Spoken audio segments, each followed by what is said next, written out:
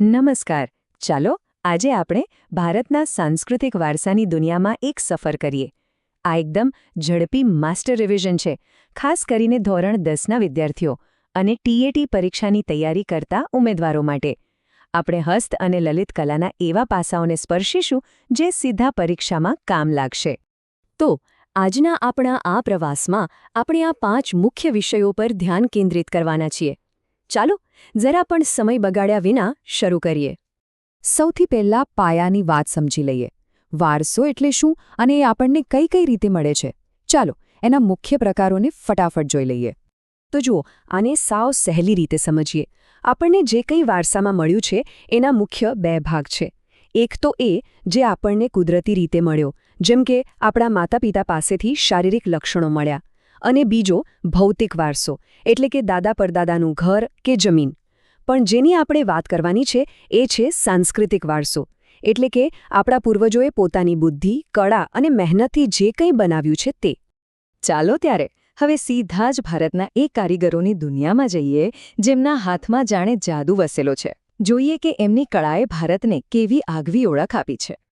અને શરૂઆત કરીએ સૌથી જૂની, સૌથી પાયાની કળાથી, માટીકામ.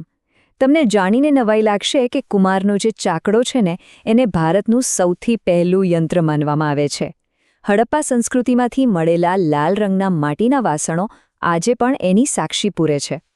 હવે વાત કરીએ પાટણની શાન ગણાતા પટોળાની. જુઓ, આ ખાલી એક સાડી નથી, આ 550 વર્ષ જૂનો ઇતિહાસ છે. એની ખાસિયત છે એની બનાવટ, જેને બેવડી ઇક્ત કહેવાય. મતલબ કે એની ડિઝાઇન એટલી અદ્ભુત રીતે વણાઈ છે કે સાડીની બંને બાજુ બિલકુલ એકસરખી જ દેખાય, કોઈ સીધી કે ઊંધી બાજુ જ નહીં. અને આ કહેવત તો તમે સાંભળી જ હશે, પડી પટોળે ભાત, ફાટે પણ ફીટે નહીં.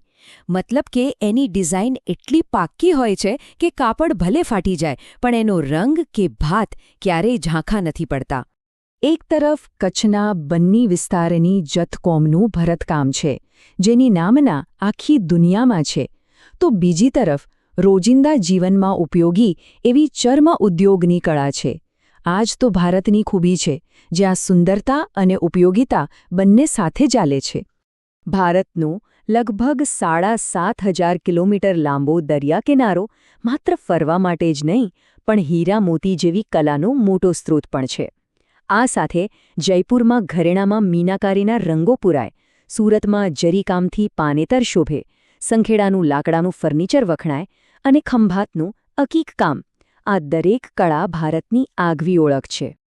તો હાથની કારીગરીથી આગળ વધીને હવે આપણી સફર લલિત કલાના ભવ્ય મંચ પર પહોંચી છે. ચાલો સંગીત, નૃત્ય અને નાટ્ય દ્વારા ભારતના આત્માને અનુભવીએ. ભારતીય સંગીતનું મૂળ ક્યાં છે? એ છે સામવેદમાં. એટલે જ તો એને સંગીતની ગંગોત્રી કહેવાય છે. આપણા 7 સ્વર સા રે ગ મ પ ધ ની અને 5 મુખ્ય રાગ, આ બધું જ આપણને ત્યાંથી મળ્યું છે. આ કોષ્ટક પર ખાસ ધ્યાન આપજો, રિવિઝન માટે આ બહુ જ જરૂરી છે. કયું શાસ્ત્રીય નૃત્ય કયા રાજ્યનું છે એની સીધી જોડ પરીક્ષામાં વારંવાર પૂછાય છે. જેમ કે ભરતનાટ્યમ તો તમિલનાડુ, કથકલી તો કેરળ. આ બધું પાક્કું કરી લેજો. નાટ્યકલાનો હેતુ હંમેશા મનોરંજનની સાથે સાથે સંસ્કાર આપવાનો રહ્યો છે. અને ભરત મુનિનું નાટ્યશાસ્ત્ર એનો સૌથી મોટો ગ્રંથ છે. જ્યારે આપણે ગુજરાતની વાત કરીએ તો 700 વર્ષ જૂની ભવાઈ સામે આવે છે. અસાઇટ ઠાકરે શરૂ કરેલા આ ભાવપ્રધાન નાટકોમાં ભૂંગળ વાદ્યનો ખાસ ઉપયોગ થાય છે. ચાલો હવે આપણા ઘરે એટલે કે ગુજરાતના ધબકતા આંગણામાં પાછા ફરીએ અને અહીંના જીવંત લોકનૃત્યોની મજા માણીએ. ગુજરાતના લોકનૃત્યોની તો શું વાત કરવી!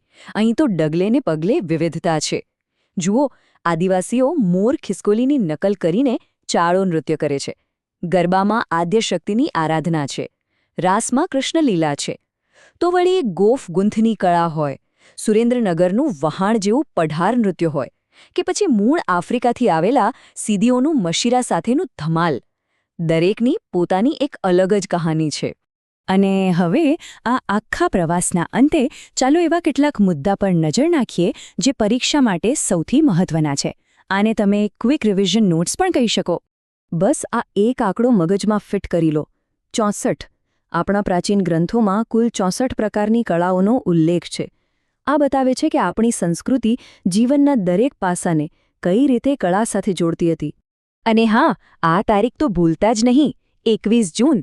આ દિવસે આખી દુનિયા વિશ્વ યોગ દિવસ મનાવે છે, જે ભારતે દુનિયાને આપેલી એક અમૂલ્ય ભેટ છે. અને અંતે એક વિચાર સાથે આપણે આ સફર પૂરી કરીએ. એક એવો સવાલ જે આપણે સૌએ આપણી જાતને પૂછવાનો છે કે આટલો ભવ્ય અને અમૂલ્ય વારસો આપણને મળ્યો છે, તો એને આવનારી પેઢીઓ માટે જીવંત રાખવાની જવાબદારી ખરેખર કોની છે? આના જવાબમાં જ આપણી સંસ્કૃતિનું ભવિષ્ય છુપાયેલું છે. આભાર.